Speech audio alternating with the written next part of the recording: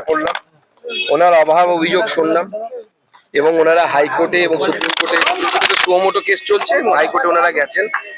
আমি জানিয়েছি ওনাদের যে আইনি লড়াই, এই আইনি লড়াইয়ে ভারতীয় জনতা পার্টি ওনাদের সাথে আছে এবং রিসেন্টলি যে ধরনের কথাবার্তা বেশ কিছু রাজনৈতিক নেতা শাসক দলের, কেউ বলছে কত টাকা নেবেন, কত কোটিতে নেবেন, ভোটে দাঁড়াবেন, এই ধরনের মন্তব্য করেছেন। এই মন্তব্যের পরিপ্রেক্ষিতে আমি জানিয়েছি যে দেখুন, এই মন্তব্যে আপনারা ঘাবড়াবেন না, ভয় পাবেন না।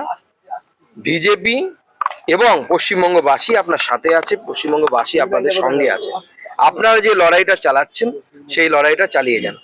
তদন্ত নিয়ে ওনাদের মনে যে আনস্যাটিসফ্যাকশন আছে সেটা পুলিশের তদন্ত এবং সিবিআই এরও একজন অফিসার সম্পর্কে ওনারা বলেছেন আমাকে, সেই সমস্ত বিষয়েও আমরা উপযুক্ত জায়গায় পৌঁছে দেব, বিজেপি উপযুক্ত জায়গায় পৌঁছে দেবে। আমরাও কিছু ভূমিকা নিয়ে, একজন দুজনের ভূমিকা নিয়ে আমরা খুশি নই এবং সেটা আমরা ওনাকেও বলেছি, ওনাকে জানিয়েছি। যেমন আপনারা অখুশি, আমরাও অখুশি।